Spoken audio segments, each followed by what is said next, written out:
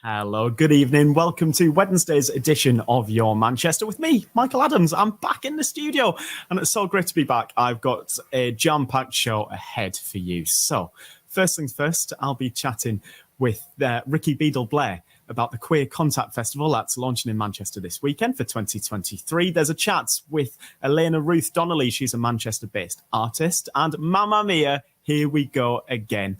Ollie Mortimer went down to the Opera House to check out Mamma Mia, which is there for the next couple of weeks. Plus, following the sad news yesterday, you might have seen it, that the Oldham Coliseum has had to cancel shows for the remainder of the year due to the lack of funding. I'm chatting to a member of our Your Manchester family, Mark Llewellyn, who also just happens to be an expert on the theatre, a little bit later in the programme. But first, some interesting pictures for you now, as thousands of workers have rallied in Manchester city centre, including teachers partaking in strike action. It comes as teachers and university staff join rail, bus and civil service workers on strike. Picket lines have formed outside Greater Manchester schools as thousands of teachers and the National Education Union walk out. It's the first of 7 strike days for the union in total, with 4 of these days affecting the North West.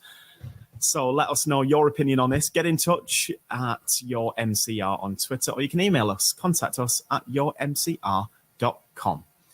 But first, you may have seen in the news that the Oldham Coliseum Theatre has sadly lost funding and therefore had to cancel their shows throughout the remainder of the year. We covered this back in November, and well, to talk with us now is, well, a part of our Your Manchester family, but also an Oldham Coliseum expert. It's Mr. Mark Llewellyn. I imagine that this news yesterday was quite a blow. Yeah, absolutely. So as you said, we knew that the Arts Council had withdrawn funding, so it was difficult to know how the theatre would continue. And but it's still a shock to get this news that they've in effect had to pause the theatre, refund tickets, and obviously they're trying to look at any new sources of funding, I suppose.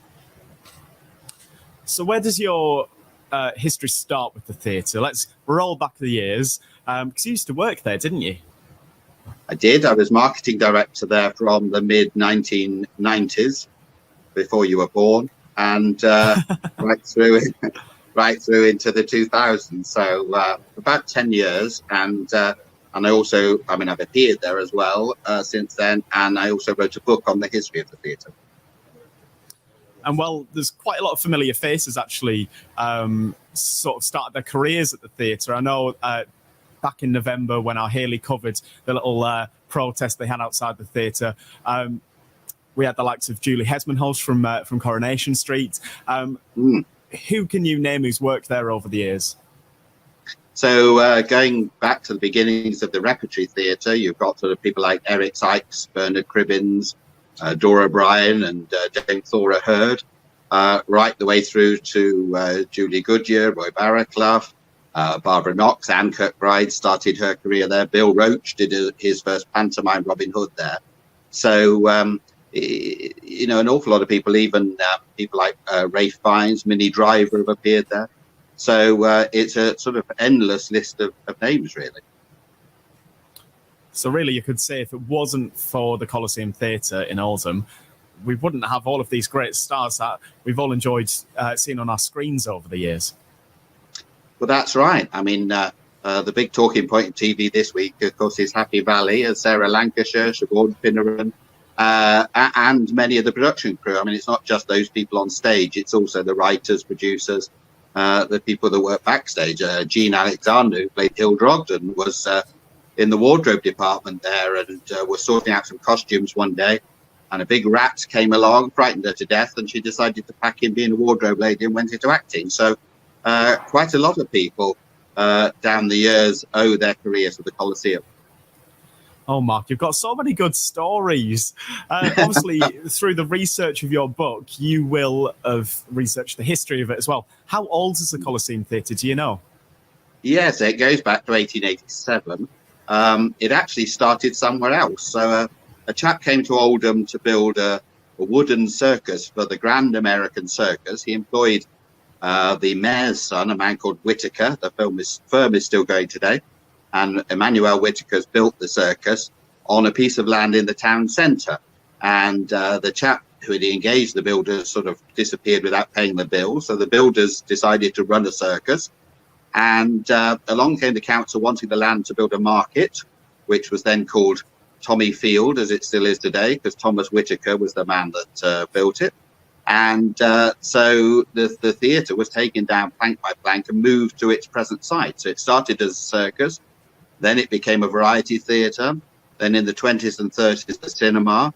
And then the repertory company started then in the late 1930s with a team of actors who would appear in all the shows each week. So rehearsing one during the day, performing another at night. And then when television started, that's why so many of the Coronation Street cast came out of the theatre company, because they were used to learning lines quickly and doing that turnaround that you needed for soap opera. So, you know, it has a long connection, and it's been used as a filming location and so on. Do you think there's any way forward for the theatre? Will they be able to secure any funding? I think it's going to be very difficult. Even in my time, the Arts Council withdrew a large chunk of funding, and we had to scrabble around to make it work, set up an outreach and education department and all that, which is still going. They've taken all the funding, and I'm not sure how you can recover from that, really. But I'm sure they'll be making great efforts, but there's no obvious answer to it, really. What will it mean to the people of Oldham as well? How will it affect them? Well, I think it's wider than that. The people of Greater Manchester, the Coliseum's always been one of our few producing houses. Many theatres take visiting productions. The Oldham Coliseum actually put productions on, and that, you know, there's not many of those in the country. So from creative industries providing jobs and training, it would be a huge loss if it went. But I think for Oldham in particular, of course, we're in cost of living crisis. Oldham isn't one of the wealthiest boroughs at all, and it's always been one of the jewels in Oldham's crown, something for Oldham to be famous for. So I think it would be really dreadful loss for the town and for the borough. Well, some more positive theatre news now. And Mamma Mia, here we go again. We've sent Ollie Mortimer down to the Opera House to find out more about Mamma Mia.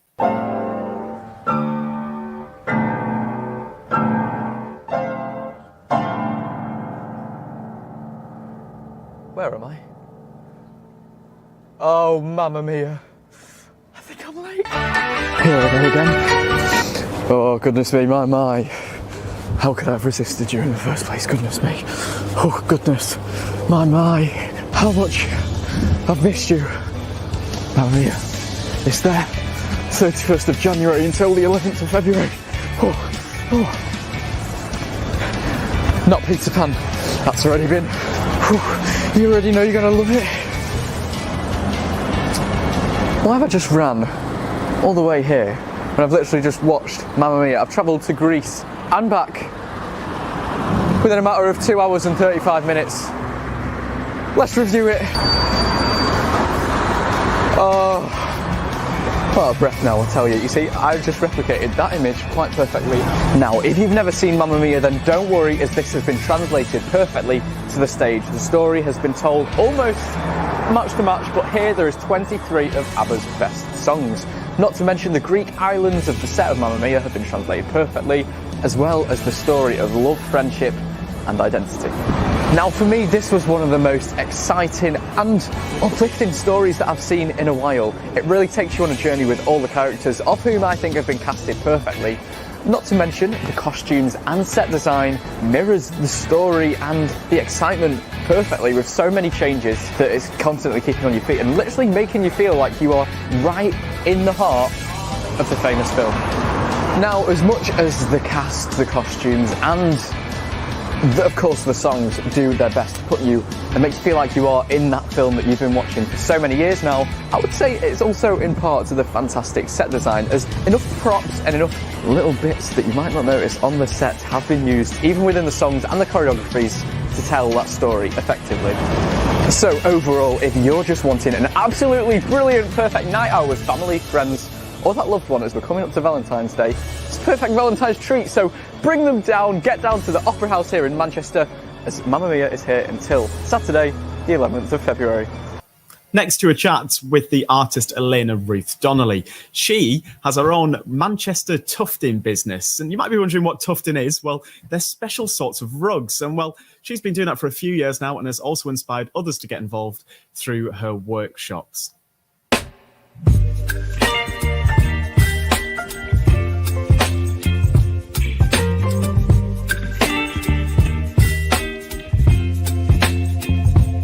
My name is Alena and I am a tufting specialist based in Manchester. My business started about 3 years ago, but I've been tufting for almost 7 years now. I started in 2016. I've always loved textiles. I grew up with my nan who used to help me crochet and sew, and we used to do cross-stitch tapestries of Princess Diana together.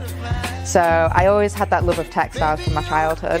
I just fell in love with the equipment and the process and the machinery and the results that it creates. I love that you create these beautiful, strong, soft pieces of work with cold, hard, mechanical, gun-like shaped equipment. I've been running workshops since January 2020, and if you're wondering how that worked out, I only did 3 workshops until the pandemic hit. So it was a bit of a weird time because I only managed to do a very short introductory session until everything really stopped working. So obviously you might have seen online that tufting got really, really popular on places like TikTok and Instagram in like January 2020, maybe a little bit later than that. So I was quite lucky that even though I didn't get to do the workshops for a period of time, that when everything resumed and I was able to start getting people back into my studio again, that I actually had a list of people waiting to do workshops with me. I always understood that art degrees aren't for everyone. No one really wants to spend $9 just to learn one piece of equipment, and especially after it became popular online, I wanted to give the public a more accessible way to be able to learn something like this, because there's plenty of videos online where you can see other people making it and they can explain things to a really fantastic degree, but I always really struggle to learn through things like videos. I always find it much more useful to have someone there telling me if I'm doing something wrong, if I need to adjust my technique, and just help me along the way, just give me that encouragement and support that you need to be able to learn. I always wanted to do the workshops to just give people another option to accommodate different learning styles, to help them make something that they really want to create right off the bat, and to give people the opportunity to find the equipment that they need. There's a lot of options out there nowadays. To be able to guide people and help people through whatever journey they want, whether that's getting into tufting themselves or just doing one workshop and then never doing it again, it's really nice to be able to give people those different options so that they can learn in the best way that they need to and create something that they really love and can treasure as well. When I first started doing workshops, I always thought that I'd have primarily art students and people within the 20 to 30 sort of range.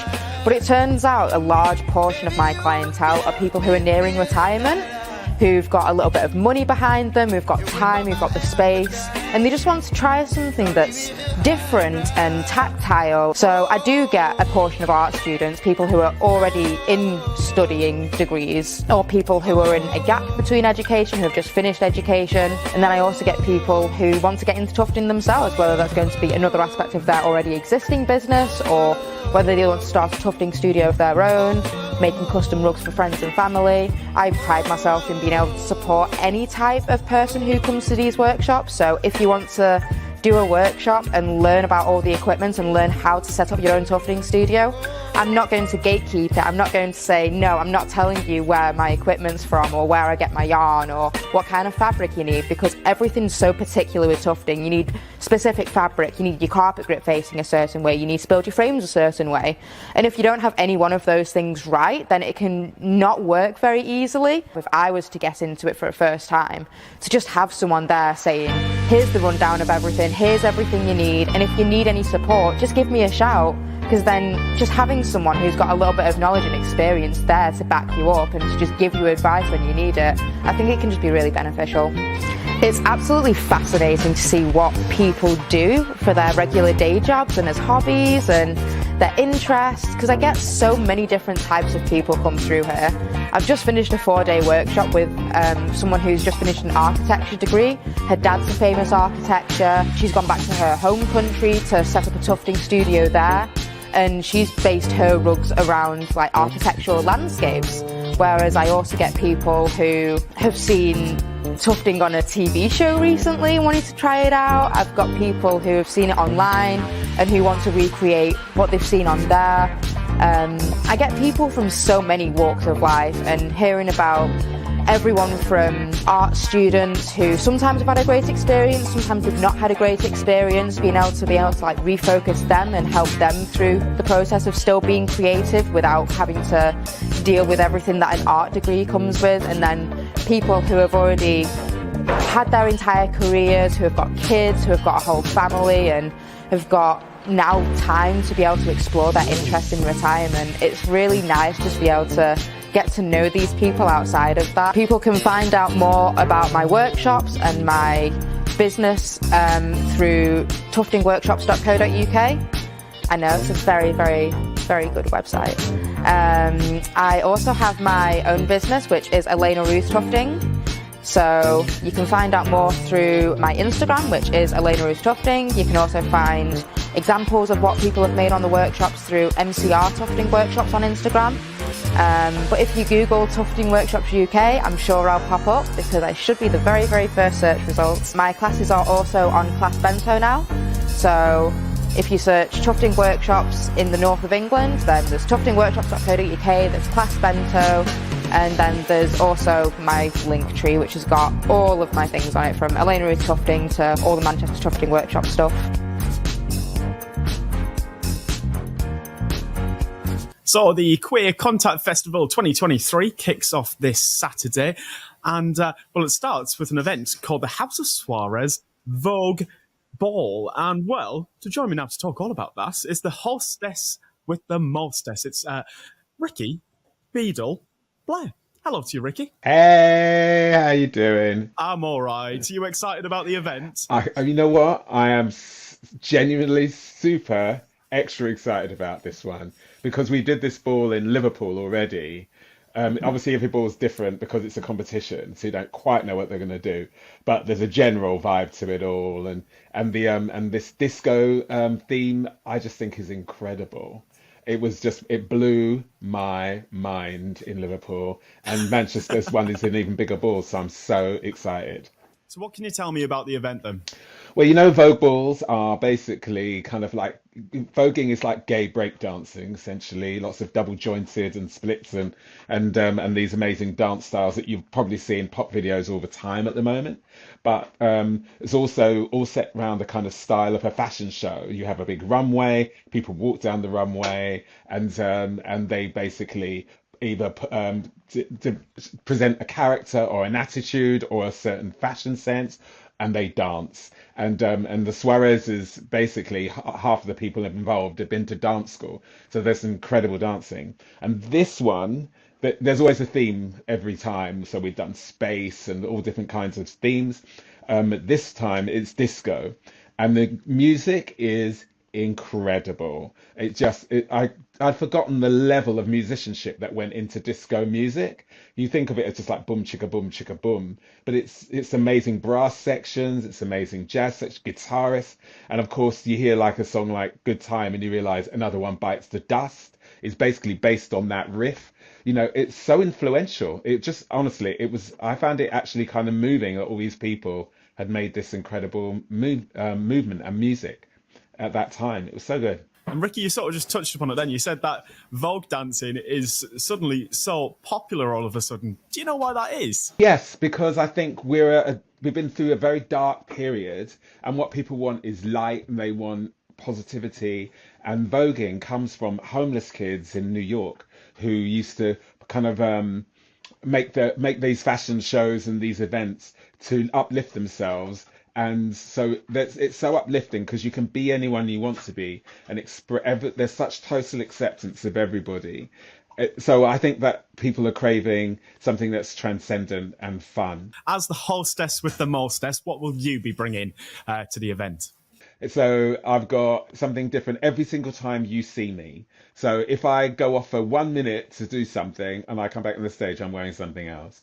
And so I think I've got 15 costumes all set and ready, and each one is kind of brighter and more glittery and more disco than the other. So there's jumpsuits and suits and shorts and vests and shirts, and everything is a different color and glittery. I absolutely love it. I love it. I cannot wait.